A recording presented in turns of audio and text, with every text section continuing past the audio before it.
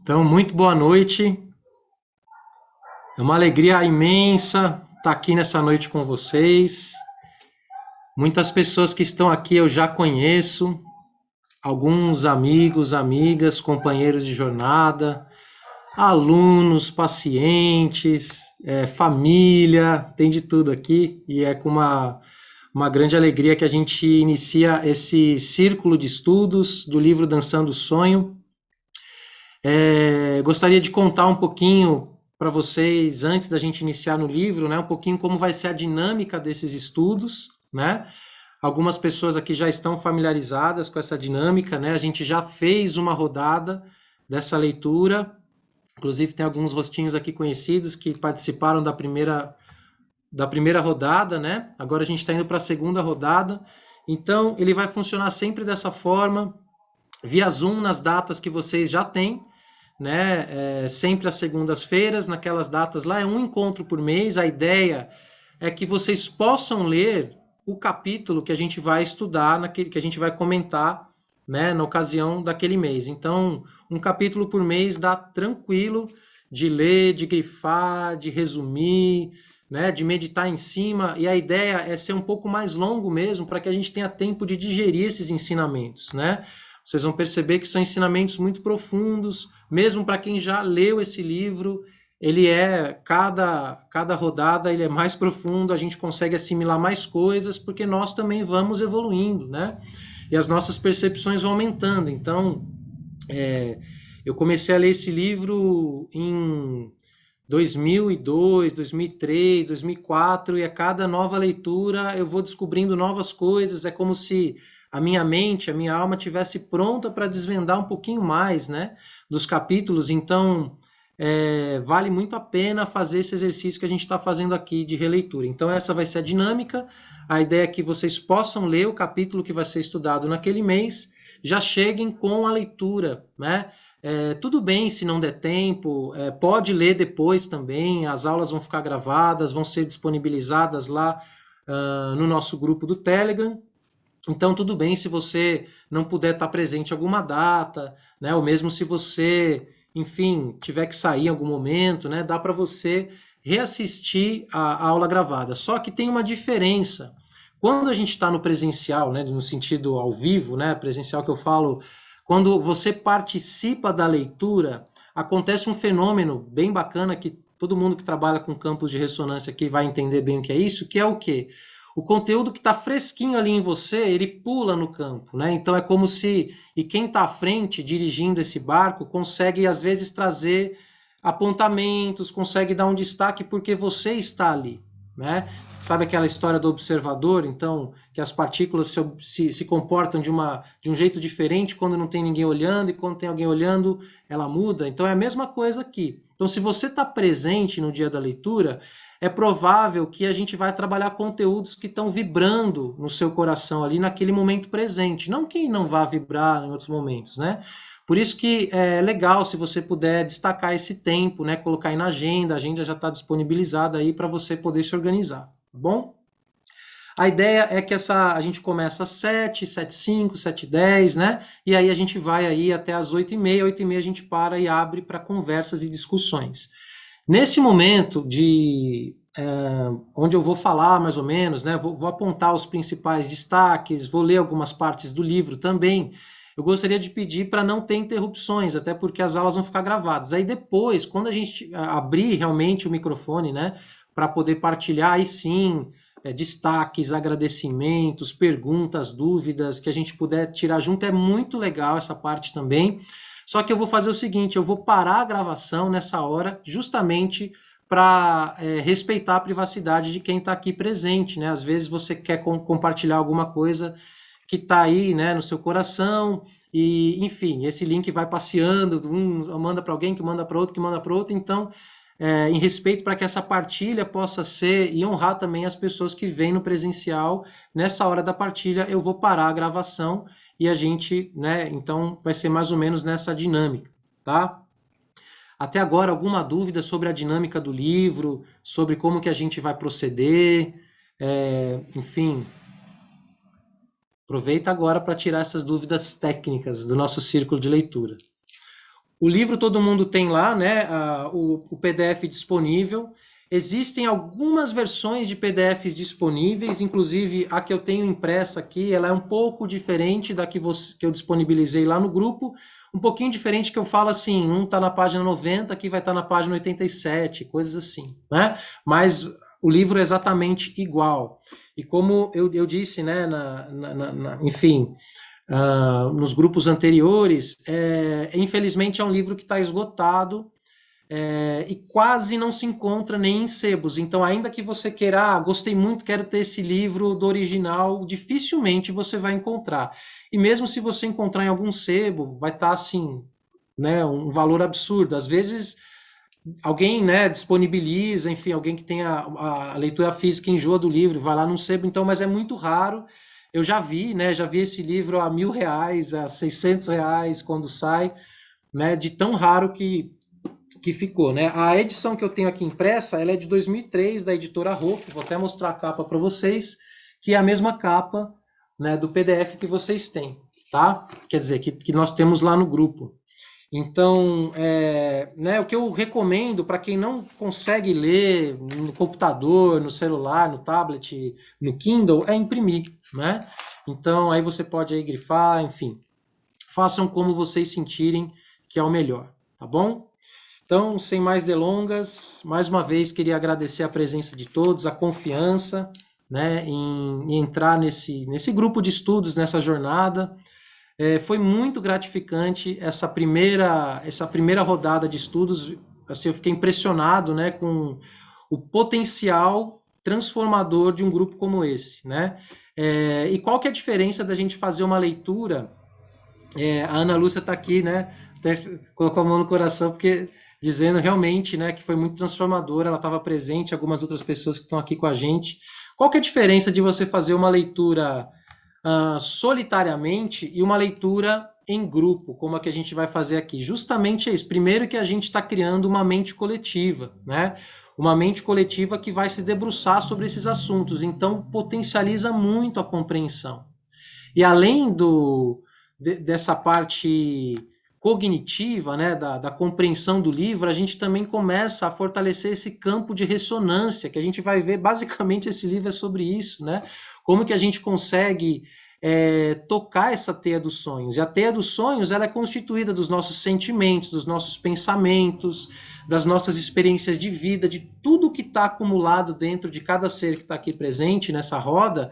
Isso também fica ativado quando a gente faz uma leitura desse tipo. É por isso que os grupos de leitura, os círculos de leitura, eles acabam levando a gente para uma compreensão maior até mesmo do que está dentro do livro, né? Digamos assim que a autora ou o autor, ele teve lá uma inspiração, ele canalizou um conhecimento que estava numa direção, só que nós também aqui temos condições de acessar esse mesmo conhecimento que está nessa mesma direção, e a gente começa a ter novos insights, né? Que provavelmente se o autor ou a autora tivesse aqui com a gente, ele também teria novos insights, né? Então é bem interessante poder fazer uma leitura em grupo dessa forma, porque realmente potencializa o entendimento. E além disso, né, a gente consegue entregar algo melhor dentro de um coletivo, né, dentro desse lugar invisível que é, sobretudo, o lugar das nossas percepções, da nossa intuição, né, de tudo isso que é uma linguagem mais subjetiva, que a Jaime Sans chama de teia dos sonhos. E não só a Jaime Sans, como todos os antigos, todos esses ancestrais, esses mestres que vêm desses caminhos sagrados que a gente honra através desse livro. Bom, então, o que é esse livro, né? Dançando o Sonho, ele é um dos livros dessa autora que é sensacional, né? Ele é como se fosse um best-seller, vamos chamar assim. Só não é um best-seller porque ele é um tipo de leitura que hoje em dia está mais valorizada, mas que na época que ela liberou isso para o mundo, digamos assim, tinha uma certa repercussão, né? Teve uma grande... Os livros que ela escrevia tiveram muito, mas muito retorno mesmo. Ainda assim, eu acho que o público, quem que é o público? A humanidade talvez não estivesse tão preparada como ela está hoje para esse tipo de conhecimento, né? E aí a gente chega na autora, então não tem como a gente se debruçar sobre um estudo sem antes a gente entender quem que fala sobre esse estudo, né? Então eu vou falar aqui um pouquinho sobre essa mulher de medicina, né, que é a Jamie Sams. A Jamie Sams, ela é uma Métis, né? Métis é uma mistura de raças, é a mesma coisa quando a gente fala caboclo, né? Que é o sangue indígena com sangue europeu. Essa palavra, né, na língua inglesa, ela não existe, caboclo, mas existe a palavra Métis. Existem várias tradições que são Métis, vários conhecimentos que foram compilados pelos Métis, justamente porque os Métis têm um pouquinho, né, desse entendimento do não índio, né, justamente por serem pessoas que têm esses dois DNAs dentro de si, são essas pessoas geralmente que fazem a ponte com os conhecimentos indígenas para o não índio, né? Inclusive, a Jamie Sams, na época em que ela trouxe esse tipo de conhecimento para o mundo, ela foi muito criticada. Algumas linhas mais tradicionais e conservadoras indígenas, né, inclusive foram muito contra esse movimento que ela fez. Porque o que ela fez? Ela pegou vários conhecimentos tradicionais que só eram trocados dentro da tribo, dentro das escolas iniciáticas, que ela vai falar aqui, né? A Crânio de Cristal, a Búfalo Branco, a Videntes do Sul, que foram as escolas iniciáticas, são escolas que existem mesmo, ela não inventou esses nomes, né? Até hoje tem pessoas, né? Tem homens e mulheres de medicina que são dessas tradições, né? Que caminham dentro dessas tradições. Só que existe dentro das linhas nativas, né, de Caminho Vermelho principalmente, existem duas correntes principais. Existe uma corrente que entende a importância de disponibilizar esses conhecimentos para o não indígena, né? E é por isso que nós estamos aqui, inclusive, porque se não fossem por conta dessas correntes, nós não estaríamos aqui lendo esse livro, discutindo sobre esse livro, e provavelmente também não teriam outros iniciados de Caminho Vermelho que não fossem indígenas, se não fossem essas correntes, né?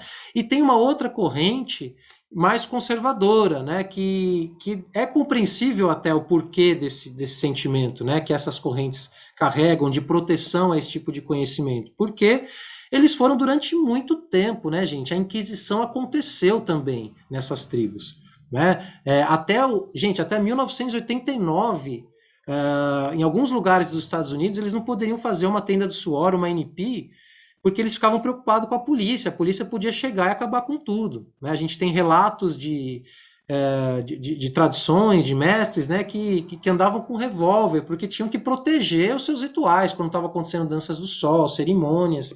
Então, esse processo de proteção ao conhecimento nativo, ele precisou existir, né? Eles precisaram realmente reforçar as defesas, né, e proteger esse conhecimento que é muito sagrado.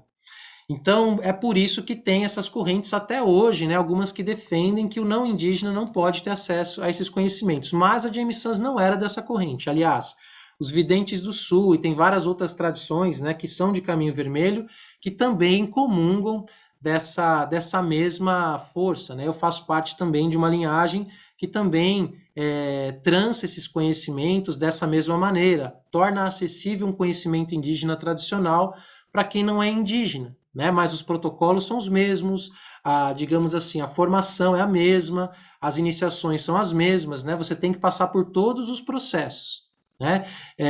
Então o pré-requisito não deixa de ser se você tem sangue indígena, mas se você tem cacife, né, mental, espiritual, físico, emocional para passar pelas provações, pelas iniciações. Então,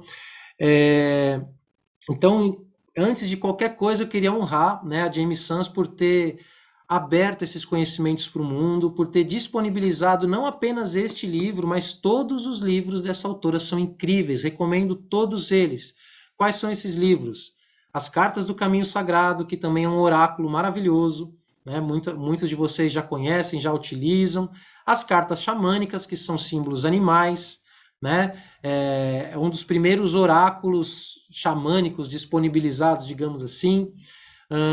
Ela também tem os ensinamentos, as compilações dos ensinamentos do feminino, então o Conselho das Anciãs das 13 Luas, Earth Medicine, também que uma obra mais voltada para o feminino, né? E até onde me consta são apenas esses 5 livros que ela publicou em vida. Talvez, se alguém souber de que existam outro além desses que eu falei, digita aí no chat, né? Mas eu não conheço.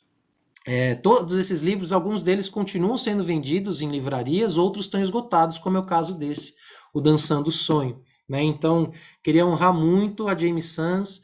Ela fez a passagem recentemente, dezembro de 2020, né? Então, até dezembro ela estava viva. A gente fez, inclusive, nós da Sweet Eagle Tribe, né? Que somos também uma linhagem de caminho vermelho, a gente fez uma homenagem a ela.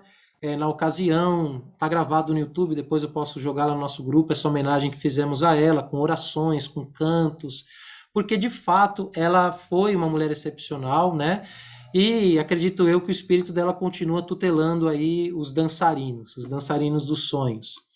E foi justamente nesse mês de dezembro, né, de 2020 que eu tive essa inspiração, né? Eu acredito muito que foi soprado do plano espiritual esse insight de fazer esse grupo de leitura, porque eu já, enfim, já fazia várias coisas, já tinha vários cursos em andamento, já tinha outras coisas, mas eu acordei de manhã, depois de uma noite de sono, bem dormida, e acordei com essa inspiração de fazer esse grupo de leitura e que ele fosse aberto, gratuito. Eu não imaginava que ia ter uma procura como teve, né? Então foi realmente muito bonito e ver também como essa obra ela está extremamente atual. Aliás, quanto mais vão passando os dias, mais eu fico impressionado com a atualidade dessa obra, desse livro. Né? Ela fala até de ressonância Schumann, de algumas coisas que agora que a gente está começando a falar sobre isso, ela já falava aqui nesse livro.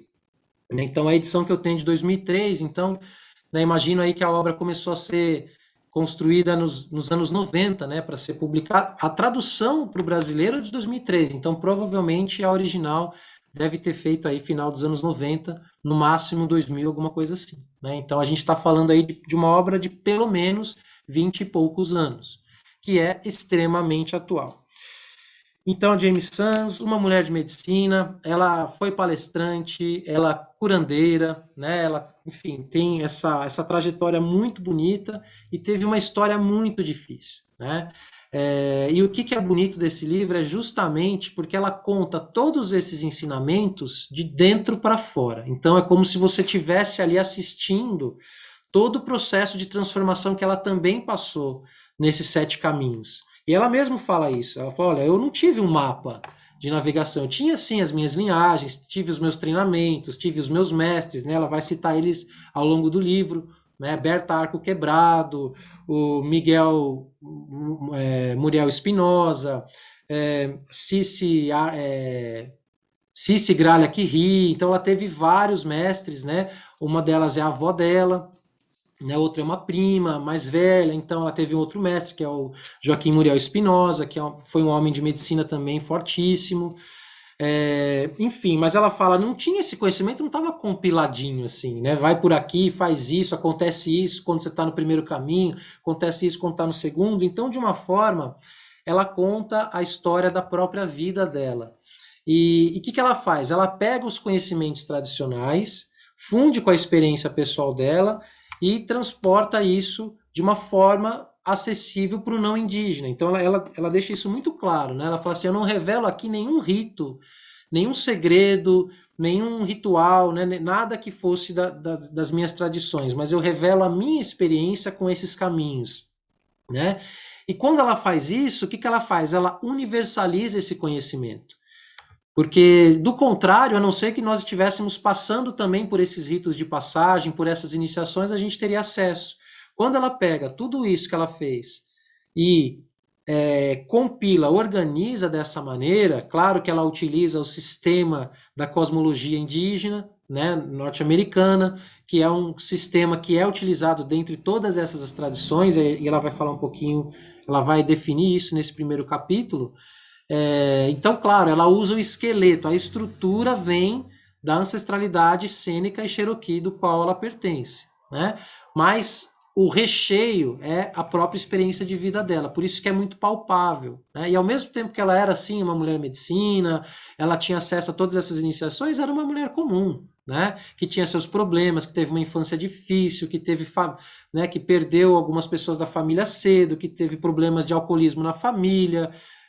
A gente sabe como são até hoje, né, essas tribos e seus descendentes dos povos originários passam por muitas questões, até hoje, né?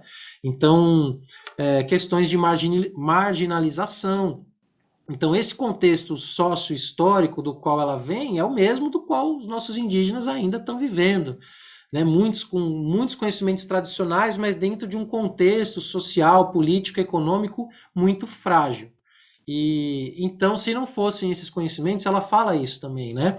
Se não fosse essa sabedoria, talvez ela não conseguisse fazer o que ela fez. Então, é bonito porque é uma pessoa atual de muita sabedoria, né, que passou por essas iniciações, atingiu um grau, do meu ponto de vista, elevadíssimo de iluminação, senão não escreveria o que escreveu aqui, né?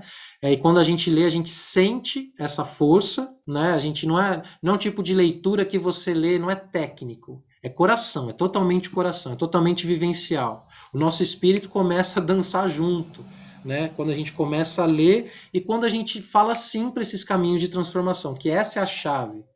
Então, particularmente, é um dos livros da minha vida. Eu comecei a ler num momento bem importante. Eu comecei a conhecer as obras da James Sans através das Cartas do Caminho Sagrado. Depois eu fui para esse livro e depois eu fui tendo acesso a outros conhecimentos que vêm dela também.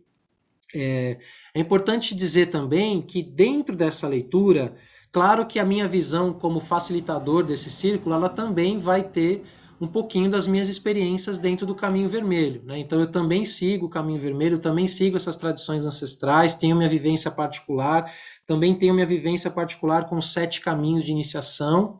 Então eu acabo às vezes entendendo algumas chaves, né, que talvez, num passar de olhos mais superficial, isso não fica tão visível. Né, numa leitura rápida, superficial, você não entende isso. Como eu também estou trilhando esses caminhos, às vezes eu consigo trazer algumas coisas, então é claro que eu vou trazer um pouquinho também da minha experiência com esses caminhos, né, e assim que eu acho que é bonito, porque cada pessoa vai agregando, né, a sua experiência de vida, vai agregando a sua própria compreensão e cada um aqui também sinta-se convidado, convidada a fazer o mesmo, né? Porque esses caminhos pertencem a todos nós, sem exceção. Então, quem pode falar sobre esse caminho? Todo mundo, toda a humanidade. Inclusive, é isso que ela começa o livro. Ela começa o livro dizendo: se você está vivo, você está em um caminho sagrado. Maravilhoso, né? Então não existe, eu tenho um caminho sagrado, você não. Ele não existe isso. Todos nós estamos num caminho sagrado. Qual que é a diferença? Quanto conscientes nós estamos do caminho? Quanto conscientes estamos de que a gente trilha vários níveis, e que esse caminhar tem várias dimensões de percepção e de realidade. É isso que ela vai trazer um pouquinho aqui. Que todo mundo está no caminho sagrado? Arro. Que todo mundo tem a sua própria sabedoria, né? Ok, isso está tudo certo. A diferença é o quanto estamos em prontidão com relação a esse caminhar. Bom, então nota da autora. A versão que vocês têm em PDF tem esse nota da autora? Começa com nota da autora ou começa já direto no capítulo 1, Os Fios de Prata da Teia dos Sonhos? Alguém poderia Tem me... a nota da autora. Perfeito. Obrigado, Turina. Então, ela vai dizer da onde que vem esse conhecimento, que é um pouquinho disso que eu estava dizendo, né? Vem das sociedades sonhadoras, Crânio de Cristal e Búfalo Branco, ambas do qual ela fez parte, né?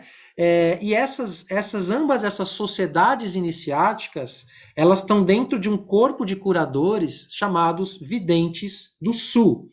E onde estão essas tribos? Parte está no México, parte está no sul dos Estados Unidos até os dias de hoje. E aí tem uma coisa linda, por que essa corrente tradicional sentiu de abrir esses conhecimentos para o não indígena? Então tem uma profecia, né, que diz que quando os 9 infernos do calendário maia tivessem cessado, o que são esses 9 infernos? Esses 9 infernos, eles começam quando vem a colonização.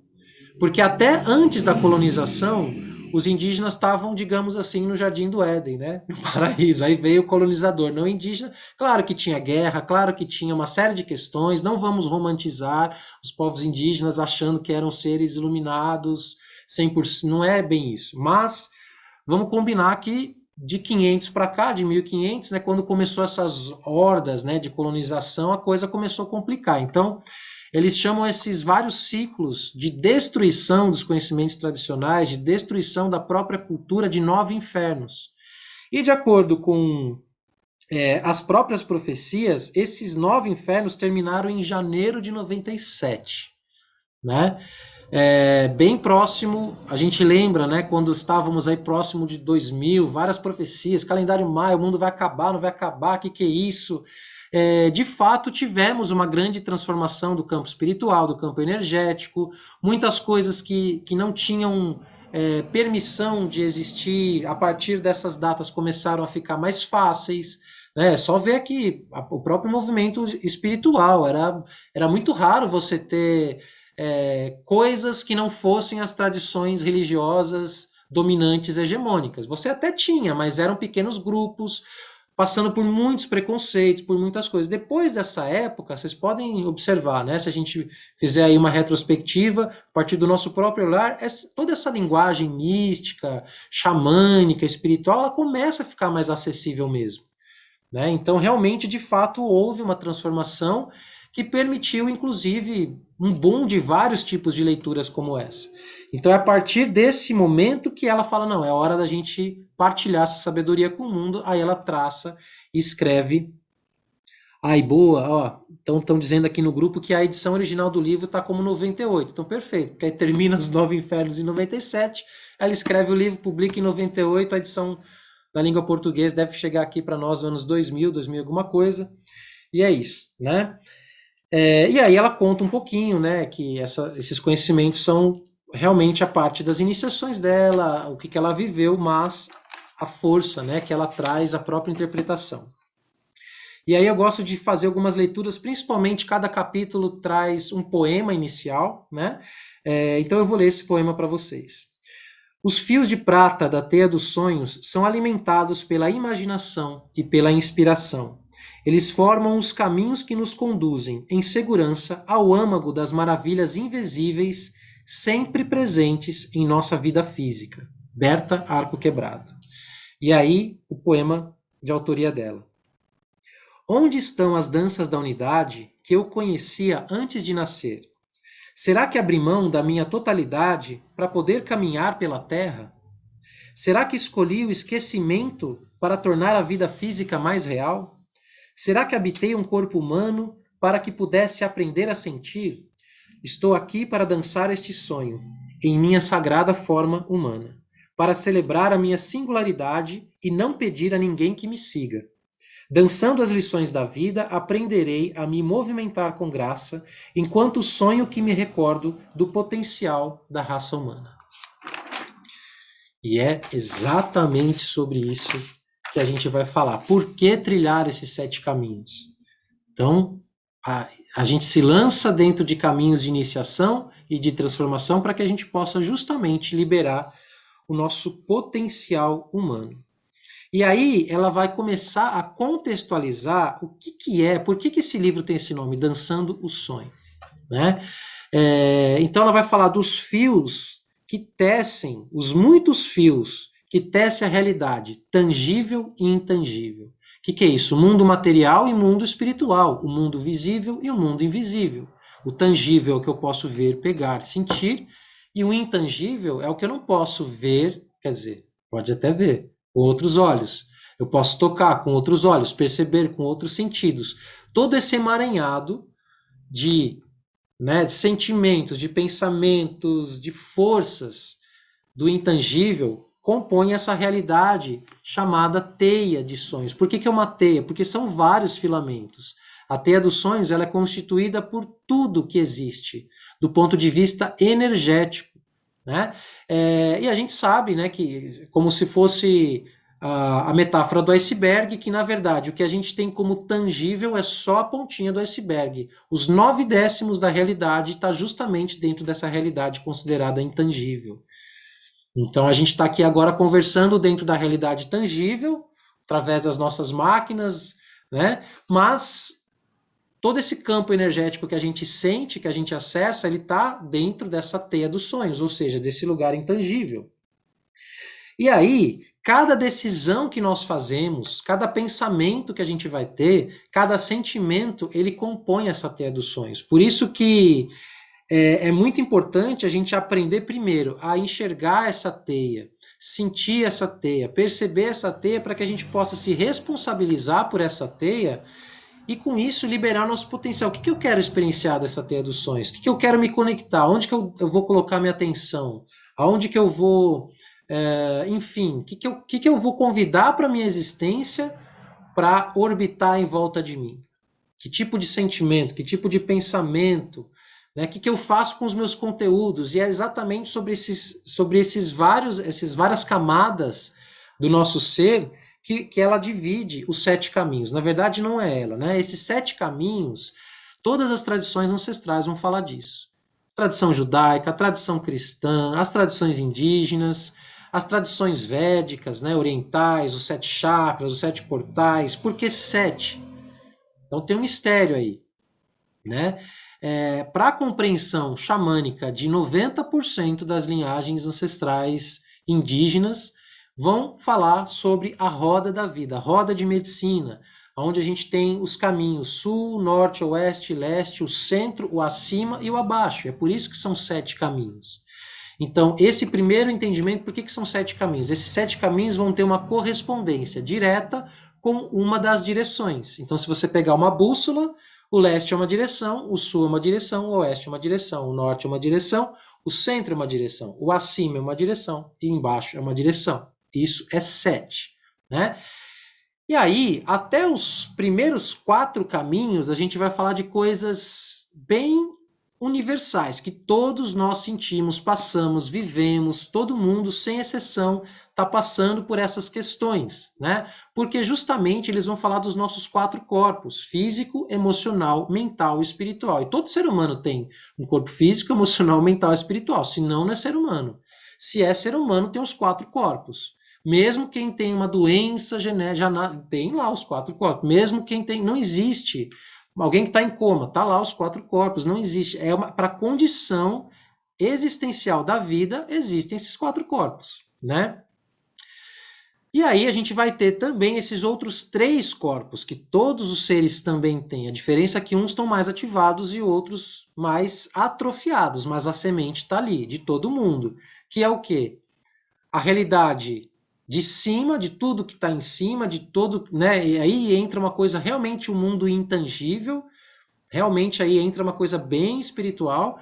A gente vai ter a realidade de baixo, que a nossa Terra existe, né? Tem tudo que está debaixo da Terra, tem a parte microscópica, etc., mas tem a parte energética do que está debaixo da Terra.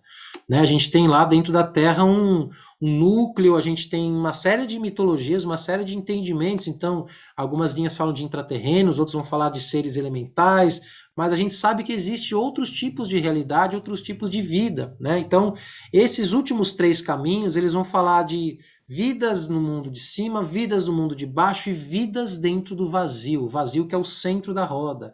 Ou, o vazio é uma palavra que ela é muito mal qualificada, né? O vazio traz uma coisa triste, uma coisa meio, mas na verdade o vazio ele também pode ser interpretado como o potencial das infinitas possibilidades, o núcleo de onde tudo se origina. Então, na verdade, esse vazio ele não é vazio coisa nenhuma, ele é a própria alma, ele é o próprio centro de onde todas as outras coisas emergem, né?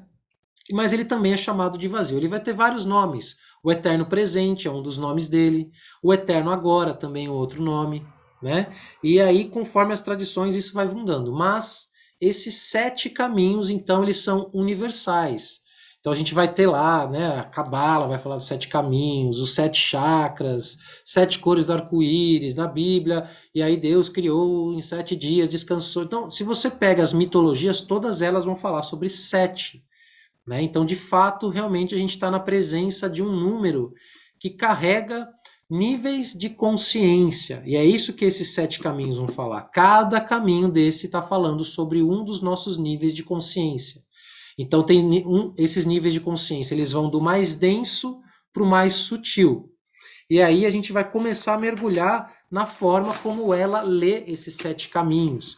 E mesmo indo do mais denso para o mais sutil, ela começa, por exemplo, falando da direção leste, que é a direção espiritual. Então é bem interessante. Por que ela começa falando da direção leste? Porque é a direção do espírito. E se nós entendemos que nós somos um espírito vivendo uma experiência material e não um corpo vivendo uma experiência, né, qualquer outra coisa, a gente vai entender que realmente a coisa não começa quando a gente nasce. A história começa quando a gente digamos assim, a gente sai do grande todo, né, da grande unidade, dê o nome que cada um sinta, como, né, sente essa grande unidade. As tradições indígenas nativas norte-americanas, em geral, chamam de grande espírito, grande mistério. Quando esse grande espírito ele se fragmenta, ele se multiplica, ele se divide em múltiplas células, múltiplas centelhas divinas, dá origem a todas as coisas. E aí vão ter vários mitos de origem, mas fato é, nós somos uma fagulhinha desse lugar chamado Grande Espírito, né? Então ela começa iniciando como caminho 1, o caminho do espírito. Então é interessante, né? Ela poderia começar pelo corpo, né? Vamos do mais denso para o mais... Não, ela começa do espírito. E aí ela vai falar do quê? Do processo de despertar. O caminho 1 é quando a gente tem o nosso primeiro despertar espiritual. É quando a gente começa a entender que a realidade ela é constituída por coisas, né, que vão muito além do que os nossos olhos podem ver. Então o primeiro caminho começa quando nós temos o nosso despertar espiritual. E aí eu começo, nossa, mas tem algo a mais. Geralmente vem acompanhado de uma inquietação, geralmente vem acompanhado por um sentimento de esgotamento de patamar, né? Onde, nossa, mas não é possível que a minha vida é nascer, crescer, reproduzir, ter um, né, ter, né, enfim, todas essas mitologias, né, todas essas formas de viver que estão sendo ensinadas e propagadas, em geral, elas são muito superficiais do ponto de vista das nossas necessidades mais profundas. Então, em geral, o primeiro caminho ele inicia quando a gente tem uma crise, e essa crise nos faz perceber que a realidade ela é constituída, sim, de um universo inteiro, que a gente pode chamar de teia dos sonhos, de energia, de campo espiritual, de campo astral, enfim, aí vão ter várias tradições, vários nomes, né? O meu objetivo aqui não é aprofundar nessas nomenclaturas, mas nesse entendimento. Então, quando nós saímos de uma visão exclusivamente materialista e passamos a considerar uma visão mais espiritual a respeito da vida, isso é o chamado. Muitas pessoas acham que isso já é a totalidade, né? Quantas pessoas lá no vislumbre do despertar já acham que já chegaram, né? E não, tá só começando a jornada, né? Então, o despertar é justamente esse momento que a gente começa a expandir a atual visão de túnel. Ela vai falar esse termo várias vezes no livro. O que é a visão de túnel, né? Eu só vejo isso. Aí eu tenho uma experiência que alarga um pouquinho mais a minha visão. Aí uma experiência que alarga mais a visão. E os 7 caminhos são a mesma coisa. Então eu trilho bem ali o primeiro caminho, isso vai me dando condições emocionais, psicológicas, espirituais, de compreender mais a realidade. Aí minha visão faz o quê? Abriu. Abrindo mais a visão, eu consigo ter outras percepções que vão além. Eu consigo, né? E é exatamente isso. Inclusive, a chave para a gente trabalhar todos esses 7 caminhos é justamente trabalhando na nossa percepção, né?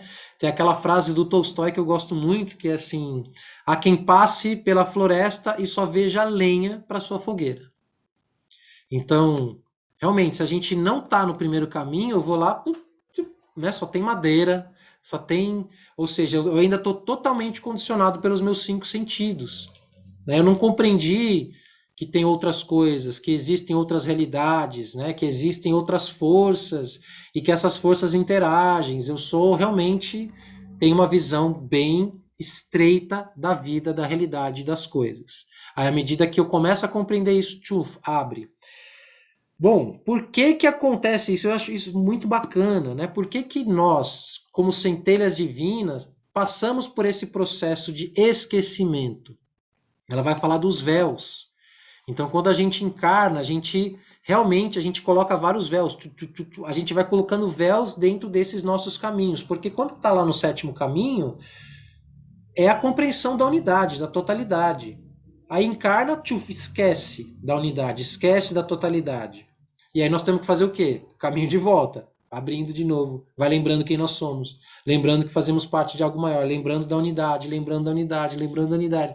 Aí tá lá no sétimo caminho, faz o quê? Lembrando da unidade, lembrando da unidade, né? Podia ser um mantra perpétuo, porque é isso que é dançar o sonho, né?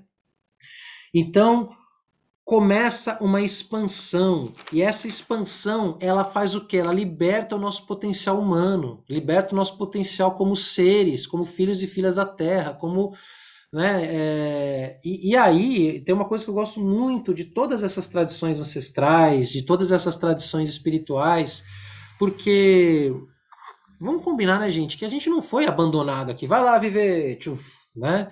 Existe, né, existe um propósito maior, existe uma realidade mais profunda, mais sábia que nós, que vai além da nossa visão de túnel, que tem um entendimento maior das coisas, do que estamos fazendo aqui, do porquê estamos aqui, para onde vamos. Essas perguntas elas têm resposta sim, né? Embora existem muitas interpretações, mas essas tradições elas vão conseguir responder quem nós somos, de onde viemos e para onde vamos. As tradições espirituais da Terra respondem sim a essas questões. Do contrário, muitas linhas falam, essas são questões existenciais que nunca terão uma resposta. De fato, nunca terão uma só resposta, mas respostas elas têm sim, né? Então, quando a gente começa a olhar e falar assim, pera lá, eu sou uma fagulha divina, eu já tenho de onde eu vim. Aqui está escrito, você é um ser que vem de algo maior, né?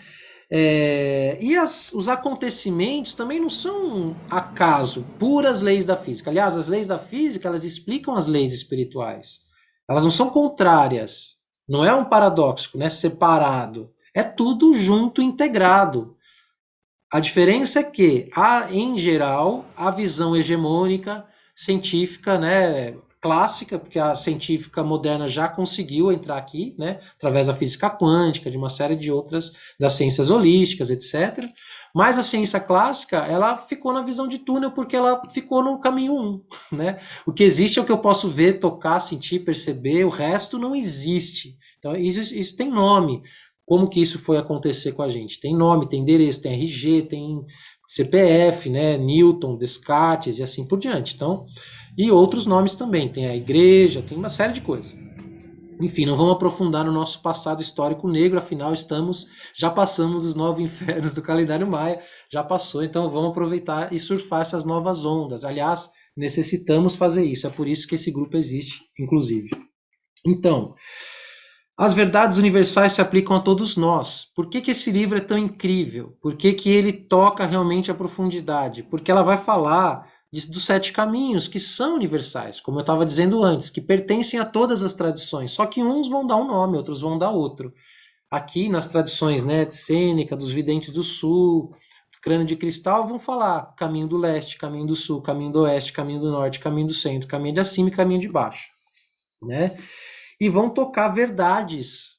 Quando é uma verdade, quando a gente toca uma verdade, independente de qual tradição a gente está falando, de qual caminho, essa verdade só é verdade porque ela é universal. Então ela vai ser verdade para mim aqui, para você que está aí na sua cidade, em outros tempos e espaços. Então ela escreveu lá em 98 esse livro, a gente está aqui em 2021, continua sendo uma... Por quê? É uma verdade. A verdade não muda quando o tempo passa. Se é verdade, ela permanece, ela é fiel, ela é eterna. Né? Então, as verdades universais se aplicam a todos nós. Então, você quer aprender alguma coisa real, acesse uma verdade universal. E aí vão ter caminhos que vão acessar um pouquinho mais de verdade que outros. Né? Em geral, quanto mais próximo da unidade, quanto mais próximo desses valores que vão ser trabalhados aqui, desses aspectos que vão ser trabalhados aqui, mais a gente está na presença realmente de questões. Né? Então, por exemplo, ela vai falar de Noite Escura da Alma, que é um dos aspectos que ela trabalha bastante isso no livro. Né? Noite Escura da Alma é algo que várias tradições vão falar, vários caminhos, né? Que é aquele momento que a gente perde a fé, que a gente se esquece de quem nós somos, de onde viemos, para onde vamos, que tudo para de fazer sentido, né? Geralmente esses eventos são associados a grandes perdas da nossa própria vida ou com pessoas que estão ao nosso redor. né? Então, né, vamos pro buraco mesmo. Só que, por que que isso acontece? É a escolinha da vida, né? Então, geralmente, e é justamente nesses momentos que a gente adquire força, resiliência, capacidade de superação, capacidade de acessar o nosso potencial que estava adormecido.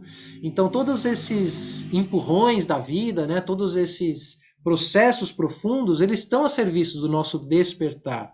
Essas coisas não são aleatórias, elas não acontecem porque, sei lá, os deuses estavam lá jogando dados e falaram assim: hoje vai ser você, hoje você que vai perder o emprego, hoje você que. Não. Existe toda uma teia invisível que dirige esses acontecimentos. E essa teia invisível também é a teia dos sonhos, né?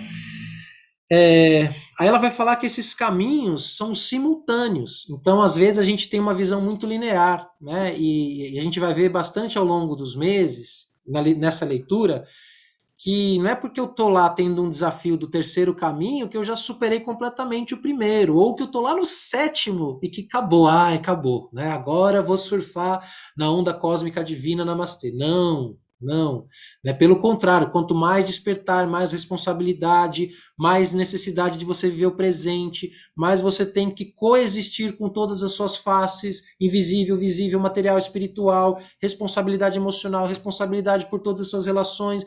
Então vai aumentando, não é que vai, eu vou tirando, né?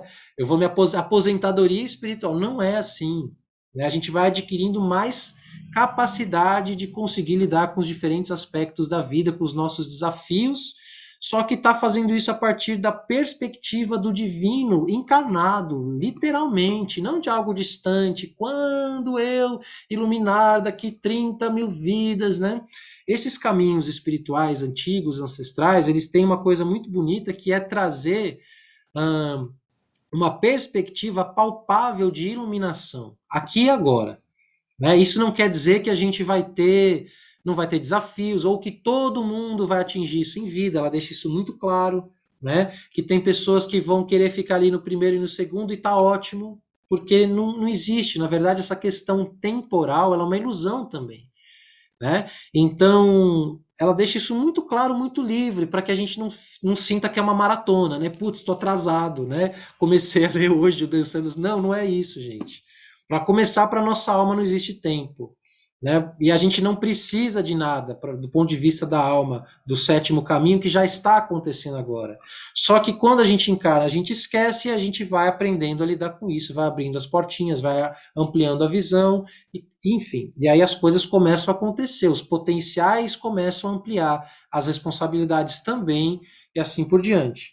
Então, não precisa ter pressa, não precisa ter esse sentimento de que também é linear, agora passei pelo caminho 1, vou para o 2, vou para o 3, vou para o 4 e acabou. Não, é circular. Então eu estou vivendo o primeiro caminho, respirando aspectos do terceiro, aí eu supero um aspecto do terceiro que me libera para eu conseguir vivenciar um desafio do quarto caminho, que me libera para vivenciar uma cognição do sexto caminho, que é uma cognição mais espiritual, mais mediúnica, mais aquilo. Aí essa cognição mediúnica se esbarra numa ferida emocional que eu não trabalhei, vira carência, que vira. Então, assim, é tudo ao mesmo tempo, né? Vamos lá. Então, tanto que ela fala assim: devo completar todos esses 7 caminhos? Se você quiser, recomendado, digamos assim. Mas se você não quiser, tudo bem. Quantas pessoas a gente não conhece que vão morrer sem ter esse entendimento de que a vida é mais do que, né, do que os 5 sentidos? Muitas, se não dizer a maioria. A maioria hoje em dia não sei, mas muita gente que caminha junto com a gente essa vidinha, né, no século XXI, estão muito ainda dormentes desse entendimento, né? Muitos vão morrer sem ter experimentado o que é estar com o primeiro caminho desperto. Né? Muitos vão passar, vão para o 2, vai para o 3, ou vão ter aspectos, vislumbres do que é aquele caminho, mas ainda está sem fôlego para ir adiante, então vai ter um vislumbre do caminho, mas né, viu lá a iluminação, a porta da esperança, mas resolveu ficar ali, porque estava ali na zona de conforto, aqui está legal, vou ficar aqui, tudo bem, somos livres, temos livre arbítrio, é você que dita o seu caminhar, não é ninguém, não é nenhum mestre, nenhuma tradição, nenhuma ferramenta, nada de fora pode ditar o que você deve fazer, como você deve fazer, quando, você que define o seu ritmo, no fundo é isso, né? Então, se eu devo completar, eu acho que nós devemos. Eu acho que nós devemos pelo menos tentar, particularmente. Particularmente devemos tentar. Porque com isso a gente aumenta o nosso poder de cocriação de uma realidade mais harmônica, a gente aumenta o nosso poder de nos responsabilizarmos pelas nossas ações, pela nossa teia da vida. Né? Então, às vezes, mas eu sou uma pessoa ótima, eu faço bem, eu não faço mal para ninguém. Vai ver o pensamento. Vai ver lá na hora que encosta a cabeça no travesseiro, puta, fulana, não sei o quê. Então, assim, né, provavelmente, então a gente precisa, cada pessoa que desperta, que abre, ele limpa uma das suas cargas, limpa as suas carências emocionais, nossa, é a possibilidade de uma realidade mais leve, mais feliz, mais expandida, mais iluminada, mais harmônica. Né? Então, assim, na verdade, a nossa vitória em trilhar esses caminhos, ela traz uma vitória para o coletivo, ela traz uma vitória para o planeta, ela traz menos sofrimento, né? Porque ficar vivendo carregando os traumas, as dores, é algo muito pesado, isso traz muito sofrimento. Então, e aí essas tradições, elas trazem um mapa, né? Por isso que eu falo, esse povo sabia das coisas, né? Esses nossos abuelos, abuelas, esses ancestrais de conhecimento, esses mestres, eles foram as primeiras pessoas que falaram assim: opa, peraí, deixa eu dar uma. Foram pessoas que trilharam esses caminhos, descobriram as ciladas, né? Conseguiram passar e falar assim: ó, se você for por aqui, você vai viver melhor, com mais qualidade de vida, com menos sofrimento. Então, essas sociedades antigas trilharam esses caminhos e trouxeram o mapa, codificaram, né? Falaram assim, ó, são 7. O primeiro caminho é o espiritual, o segundo é o emocional, direção sul. No sul você vai aprender o quê? A não ser vítima. Vai aprender a cuidar das suas emoções, a curar seus traumas emocionais. No norte você vai aprender a cuidar do seu mental, a cuidar dos seus pensamentos, a entender que sua mente é uma ferramenta a serviço do espírito e do coração, e não o contrário. Você vai entender que a gente precisa ter uma mente para simbolizar as coisas e aprender. Aí a gente vai para o oeste, aprende a curar as nossas feridas somatizadas, aprende a curar as memórias profundas, aprende a entrar em silêncio isola o mundo externo, vai para dentro, escuro, percebe, né? E aí consegue libertar desses traumas, porque enquanto você está vivendo condicionado pelo exterior, você não foi para dentro, está lá vivendo um programa, né, que alguém criou para você, seja um condicionamento familiar, cultural, etc., seja que você criou para você mesmo. Então, esses caminhos vão falar sobre a possibilidade da gente se libertar dessas ciladas que a gente mesmo coloca para nós. Né? Ela fala que ela cita 4 aspectos bem importantes da gente, por que a gente trilha esses caminhos. Deixa eu achar minhas notas aqui. Os benefícios. Então, eu aprendo a curar as minhas dores, ressentimentos, mágoas. Eu aprendo a não temer o futuro. Isso aqui agora, nesse momento atual que a gente vive, é fantástico. Né? Então, os benefícios da jornada, né? Aprender a curar as nossas dores, resistências, ressentimentos, não temer o futuro. Aprender a viver o presente. Porque o caminho do presente é o sétimo caminho, é o caminho do infinito de todas as possibilidades, é o único lugar que existe, é o presente. Todo o resto é uma ilusão. E aí a gente começa a ver o mundo com a sensibilidade e os olhos da criança. Não é sensacional isso? Eu não sei vocês, mas eu tenho saudades de quando. Eu lembro quando eu viajava assim, e os meus pais dirigindo no banco da frente, eu e meu irmão no banco de trás, eu vendo a paisagem, vendo a natureza, eu vi o céu estrelado, me dava aquele sentimento de maravilhamento, de espanto, nossa, olha quanta coisa. Ou quando a gente ia para um lugar de uma natureza exuberante e vinha aquele sentimento de que, olha como o universo é grandioso, eu sou pequeno. E essa sensibilidade é uma sensibilidade, é um olhar para com a vida que, se a gente não restaura ela periodicamente, a gente vai, né, atrofiando, enferrujando, atrofiando, enferrujando. Então a gente precisa fazer o quê? Ter esses ensinamentos e ter esses ritos para poder curar essas cascas, essas feridas, essas dores. E aí a gente aprende a usar bem a energia disponível no universo. Né? A teia da vida está lá, né? Constituindo o potencial infinito de múltiplas possibilidades, o campo quântico. Agora a modernidade não chama mais de teia dos sonhos, chama de campo quântico. Tudo bem, eu ainda prefiro ter dos sonhos, acho mais bonito, né? Mas tá tudo certo. Se você chega lá chamando de campo quântico, tá tudo certo, né? A diferença das tradições ancestrais é que é isso. Você não vai falar assim, hoje vamos para não. Você vai dançar o seu caminho. A gente usa poesia, usa, né, toda essa linguagem que é de um outro lugar, que fala com outras faculdades cerebrais, não apenas o cérebro esquerdo, né? Então você pode falar, ah, vou me matricular na escolinha do desenvolvimento humano, viva todo o seu potencial, ou posso falar assim, vou aprender a dançar o sonho. Eu vou aprender a liberar todo o meu potencial existencial, vou aprender a acessar o poder do manto de cura. O que é o manto de cura? É quando a gente acessa esse potencial infinito da teia dos sonhos e consegue trazer algo que nos liberta, que nos leva, que nos emancipa, que nos traz algum tipo de vitória, né? Então, tudo isso, navegando nesses caminhos, a gente aprende a usar a energia disponível do universo, a gente aprende a entender os efeitos dos nossos pensamentos, das nossas opiniões, que criam os padrões, que interferem nas experiências que eu vou ter em vida. Né? Então, esse livro vai falar muito sobre autorresponsabilidade. Tudo que me acontece é um efeito direto né, do que eu estou vibrando, do que eu estou plantando de semente dentro dessa teia dos sonhos. Né? A gente pode chamar isso de lei do karma e assim por diante.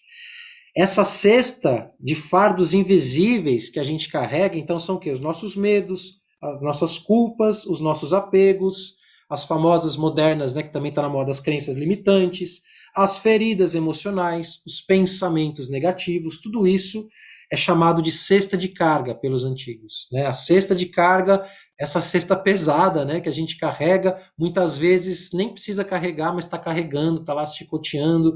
Muitas vezes essa cesta vem com padrões que não são nossos, que são dos nossos ancestrais, dos nossos pais, avós, familiares. Então, ao longo do livro, cada caminho vai ajudar a gente a explorar um pouquinho mais desses aspectos, né? Seres humanos são um somatório energético de tudo que sonham, imaginam, pensam, percebem e sentem. Então isso é importante a gente se lembrar disso. Nós somos esse somatório, a gente não é só uma coisa só.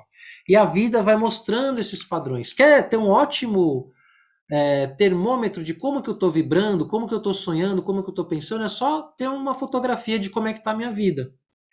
Não que a gente não vá ter problemas, problemas todo mundo tem, desafios todo mundo tem, mas assim, se sua vida tá um caos mesmo no mundo externo, tudo tá acontecendo errado. Será que é a vida que tá errada, né? Por que, que a vida tá te punindo tanto assim, né? Então, como saber se eu estou vibrando corretamente, se eu estou sonhando, se eu estou dançando o sonho de maneira correta, né? Não querendo classificar em certo e errado, mas talvez com menos sofrimento ou mais sofrimento, com mais facilidade, com mais dificuldade, com mais equilíbrio e harmonia, com mais beleza ou não. É só tirar uma fotografia de como é que está a minha vida, né? E muitas vezes eu estou vibrando corretamente no presente, mas vai ver lá atrás como é que estava, né? Então, ok, continua vibrando bem, porque né, às vezes a gente ainda está limpando questões. A vida responde como um espelho, e aí ela vai falar de uma coisa muito bonita, né? Que ela usa uma metáfora, ela tem a visão do camundongo, a visão do cervo ou a visão da águia. E aí esses 7 caminhos vão falar sobre isso. Então, metaforicamente, dentro disso que ela traz aqui, a visão do camundongo é aquela que só vê tipo 5 centímetros à sua frente. A visão do servo já começa a ter um 360, né? Opa, já me responsabilizo, já entendo tudo o que está acontecendo. E a visão da águia vê de cima, vê de longe, vê passado, presente e futuro. Por isso que é uma metáfora. Né? Então, esses 7 caminhos também vão ajudar a gente a trabalhar essa nossa ampliação da visão de túnel, sair da visão de camundongo, passar para a visão do servo, né, que consegue olhar 360, vira a cabeça rápido, saltita, dança, e depois até atingir a visão da águia, que é um dos símbolos da iluminação, que é um dos símbolos da visão mais profunda. Né? A águia, o condor, as aves de rapina em geral, para as tradições ancestrais. Então, dançar o sonho é a capacidade de escolher um caminho, concentrar nossa atenção nele, dedicar e tomar posse dessa sabedoria. Isso é muito bonito. Essa definição não é by Gabriel Ocean, não, é by James Sans, está escrito no livro, só destaquei. Né? Aí ela fala uma coisa bonita, né? O Joaquim Muriel Espinosa fala que todos os humanos tem esse caminho, né? A gente passa por tudo isso pelo prazer e pela dor. Todos nós temos um potencial infinito de aprendizado em cada situação que nos acontece, seja ela triste, alegre, enfim. Porque isso é algo que é próprio da condição humana. Todos nós passamos por isso. Todos nós passamos por ritos de passagem, né, por aflições, por dores. Não existe um ser humano qualquer que não tenha experienciado algum tipo de dor, algum tipo de tristeza, algum tipo de separação, algum tipo de... Todas essas emoções, e isso é muito bonito porque isso que nos faz ser humano. Né? Por que, que o meu drama humano, como brasileiro, vivendo no século XXI, etc., né, é o mesmo drama de alguém que está lá no Japão, é o mesmo drama, porque nós somos feitos da mesma matéria. O manto de cura é o mesmo. Os padrões são os mesmos, os dramas são os mesmos. Então, outro benefício de cruzar essa jornada é que a gente vai se tornando mais humano mesmo. A gente vai aprendendo realmente a, a ir transformando e acessando, percebendo e abrindo um olhar mais compassivo. A gente vai realmente compreendendo porque passamos todos por esse processo. Mas há um livre-arbítrio de como vamos passar por tudo isso, com mais sofrimento ou menos sofrimento. Tem aquela frase que já é quase um clichê, mas a gente ainda não aprendeu direito ela. Então a dor é obrigatória, o sofrimento é opcional, né? Então todos vamos passar por dores, não tem como, faz parte da condição humana, mas o sofrimento depende, se eu ficar ali na visão de túnel, na visão do camundongo, que enxerga 5 centímetros, ou eu escolho olhar as coisas de cima. Não sou vítima, faço parte de uma cadeia de acontecimentos. Isso aqui é fruto de uma escolha que eu fiz lá atrás. Agora eu estou podendo entender e podendo ver, opa, talvez esse não seja o melhor caminho. E vamos adiante, né? Muitos desses momentos difíceis levam a gente à noite escura da alma, né? Como eu falei antes. Ela vai falar um pouco mais ao longo do livro o que é isso, mas é esse momento onde a gente perde a fé e tudo para de fazer sentido, geralmente acompanhado de muita dor e sofrimento, mas é ali também que a nossa alma está sendo afiada, digamos assim, para viver com mais força. Né? Então, todos nós passamos por esses momentos ao longo da vida, às vezes mais de um. Né? E aí, como que a gente liberta tudo isso? Através da gratidão. Então, ela termina essa parte, né, falando justamente sobre o papel da gratidão como um sentimento, um pré-requisito para a gente começar a liberar esses padrões, um pré-requisito para a gente começar a realmente, enfim, né, a se ver livre de todas essas questões. Deixa eu ver aqui no papel da gratidão. O poder que está sempre ao nosso alcance durante uma crise pode ser encontrado numa simples atitude de gratidão. Quando a vida atira em nós uma assustadora sequência de bolas de efeitos, talvez seja difícil encontrar motivos para se sentir grato. Né? Aí ela conta a história de que ela aprendeu a lição com a avó dela, a avó Sams, que visitava pessoas doentes, inválidas, ajudava os outros de alguma forma. Isso é muito bom. Né? Às vezes a gente carece de contraste. Né? Às vezes a nossa vida está indo tudo muito legal e aí a gente perde a gratidão porque tá, né? Tá tudo muito bom, tá tudo muito legal. Aí eu perco, eu começo a ficar meio anestesiado.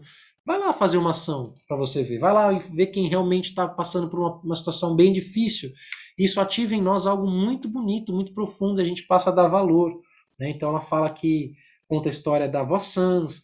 A tia Mary estava lá com 2 anos, descobriu que ela sofria de paralisia. Então ela se defrontou com a dor, com a vergonha. Né? Então ela conta um pouco da história. É bonito porque ela conta várias histórias que passaram com ela. Né? Aí ela destaca uma parte aqui que eu acho incrível, que é assim: cada vez que demonstramos gratidão pelas milhares de bênçãos que recebemos diariamente, enviamos energia para o mundo da teia dos sonhos. E esses fios de gratidão fortalecem a nossa conexão espiritual. Então tem lá, né, hoje em dia o segredo, o chamado, todas essas coisas de manifeste, realize, e fala assim, a gratidão, a gratidão, a gratidão. Por que é tão poderosa a gratidão? Porque a gratidão cria um saldo energético, ela fortalece a parte positiva da teia dos sonhos e com isso retorna para a gente, né, digamos assim, karmas positivos. Quanto mais eu vibro em gratidão, mais eu estou fortalecendo as teias luminosas da teia dos sonhos e com isso eu tenho condições de experimentar coisas na minha vida que são mais bonitas, né? Eu consigo ter mais, né, mais possibilidades positivas. A última coisa em que pensamos durante uma crise é que ela seja uma oportunidade, né? Mas essa é a dádiva que a vida continuamente nos oferece. Temos a oportunidade de crescer, de aprender que somos fortes, de reconhecer o valor do apoio recebido, de nos tornarmos mais sensíveis à dor dos outros, de compartilhar, né? Em vez de pensarmos que estamos sozinhos. Então, tem uma série de aprendizados. E aí, ao atravessar esses ritos de passagem, então ela vai dar um nome, né? Esses acontecimentos bruscos que nos acontecem, esses momentos difíceis de transformações profundas, são verdadeiros ritos de passagem, né? Só que aí, ao atravessar esses ritos de passagem, a gente pode escolher como que a gente vai se relacionar com as nossas experiências. Então, aquilo que está falando, eu vou ficar na vítima lá do segundo caminho, achando que eu sou um coitadinho, eu vou me apropriar dessa oportunidade, eu vou, né, expandir o meu potencial humano. Então, depois descobrimos que é possível estar completamente presentes e recomeçamos. Ao longo do caminho, descobrimos o humor, aprendemos a rir dos nossos antigos medos, percebemos que eles não mais têm o poder de aterrorizar os nossos corações, abraçamos novos objetivos e sonhos, melhoramos nossas atitudes, limpamos pensamentos, sentimentos, nos abrimos para o que a vida tem a oferecer. Então, é lindo, né, esse processo todo. E aí eu vou terminar com a última frase e já vou abrir para nosso diálogo. Em primeiro lugar, precisamos acreditar que realmente somos partes harmoniosas do universo e do grande mistério. Isso aqui é uma chave, né, para a gente começar essa jornada. Se eu acho que eu não tenho nada a ver com o grande mistério, se eu acho que isso aqui não é para mim, se eu acho que a iluminação é algo para quem está lá no Oriente, meditando 24 horas por dia, se eu acho que todo o universo é perfeito, menos eu, né?